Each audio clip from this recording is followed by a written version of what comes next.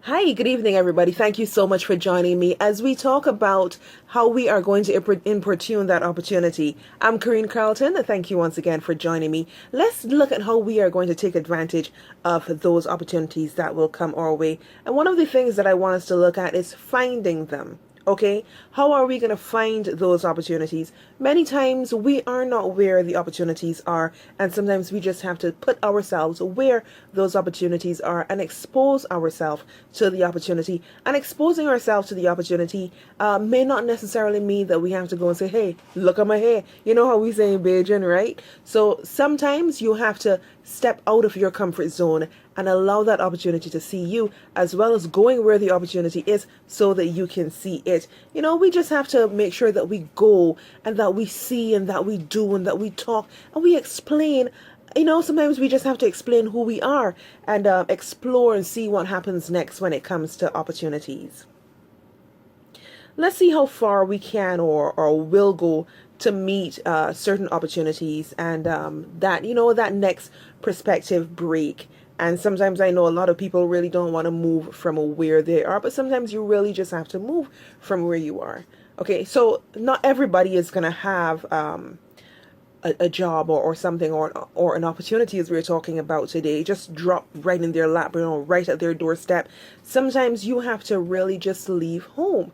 Let's say, for example, let's take a job and you have found the perfect job, but it's 30 miles away. Now, mind you, that job is perfect for you and you are perfect for that job.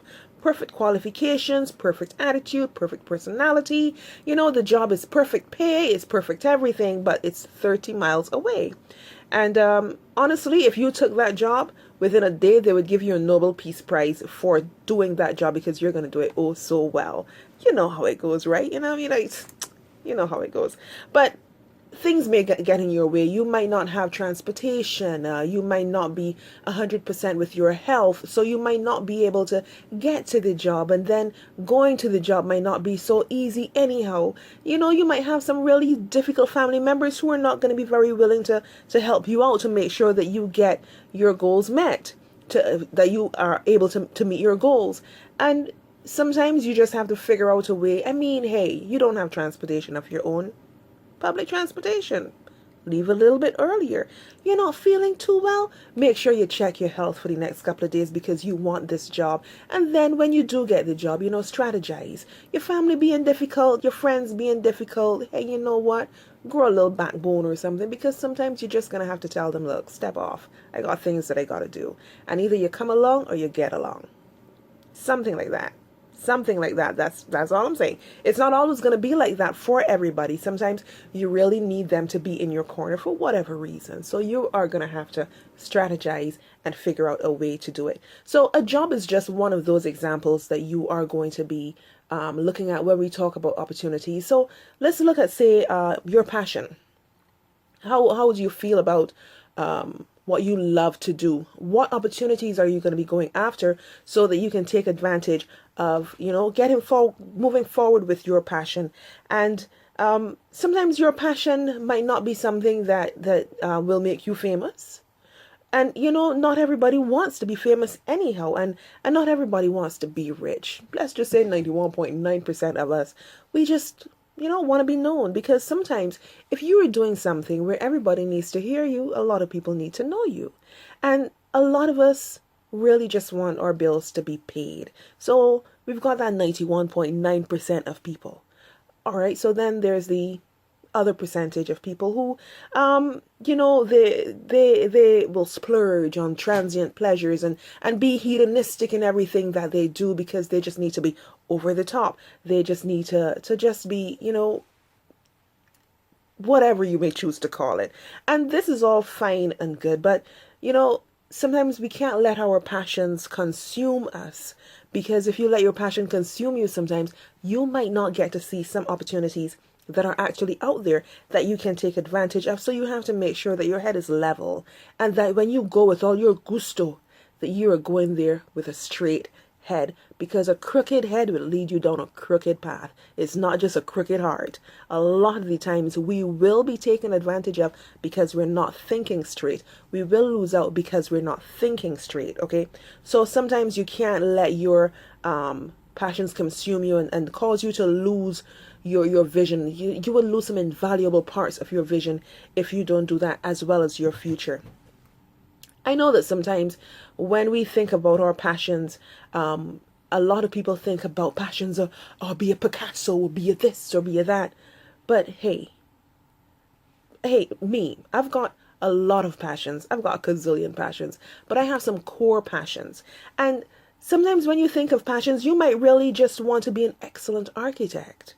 And that excellent architect might be number one in the world, number one in your hometown, or just be really, really good at whatever it is you're doing. You might want to be an exceptional makeup artist or a phenomenal horticulturist. You never know what your passion is going to lead you to want to do. But whatever you do, you have to make sure that you do it with excellence, because that's the only way you're really going to go forward. Mediocre don't cut it. I mean, sometimes you may not be mediocre, you might be excellent, but you're not being seen. So you got to get out there and expose yourselves and figure out ways that you are going to take advantage of that opportunity, and always going after that opportunity. Even if you think of something as simple as being I don't know, just taking care of your family. Just think about it. If you can be really excellent at that, where God is guiding you in every single step and every single path that you have to direct, that you have to be directed in, I'm sure that you will see how excellent you can be in that. And every passion that we have, it does not have to be a task. You might have a passion that sometimes you just have to work at it and work at it, and working at it doesn't have to be that horrible deep chore. It can just be something that you enjoy, and then when you give of your passion, it's going to be dual pleasure, because the person you are giving it to is going to receive it and be happy, and you're going to be happy that that person is completely happy in receiving what you are giving to them. And sometimes you just have to let your passion just exist and develop and just blossom, because when those opportunities come your way, you will see how they are going to be happening without effort. And sometimes you are going to have to, as I mentioned before, you are going to have to go, and you're going to have to do, and you're going to have to see, and you will need the help of others. Sometimes there are some things that we can work with people on, and then there are other things that we're going to have to do ourselves. But sometimes we need the help of others. And when we have those opportunities that we need, or those passions that we need help from others on, guide them into your passion, guide them into your opportunity, because they may not always understand exactly what you are doing. So listen, here's the other thing I want to talk about. We have opportunities sometimes that come our way effortlessly, and that the part we played had an effect, some sort of result in this opportunity. And a lot of the times, the orchestration of this opportunity that we're talking about had much to do with God's plan for you and your life. And sometimes you can't really just ignore God's plan for you.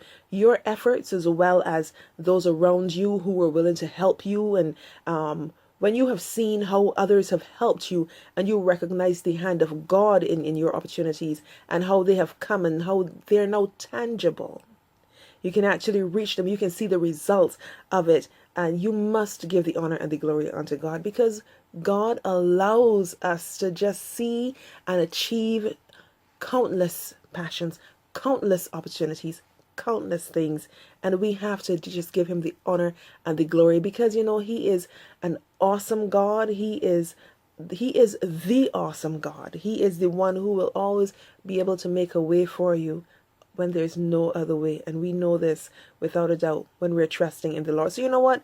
Never stop your efforts. All you've got to do is just keep on pounding those opportunities, keep on knocking, and as they pay off, God will show you how amazing he is, and only good things will come from God, because he doesn't know how to give us bad things, okay? So make sure you keep knocking on the door of opportunity. So you know what? Answer the door and keep on knocking.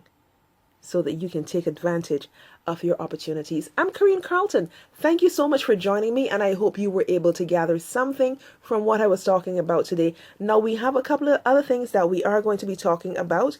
We are going to be continuing with those opportunities that I mentioned before. And, you just have to take advantage of those opportunities one way or the other. We are going to be looking at the 4 tacks to stick in the board of opportunity. Thank you once again for joining me. Now, if you want to be a part of what I'm doing, send me an email, info@kareencarlton.com. Also, check out my website, kareencarlton.com, KareenCarlton.com. Thanks again. Have a great day, my friends, and enjoy the rest of yours.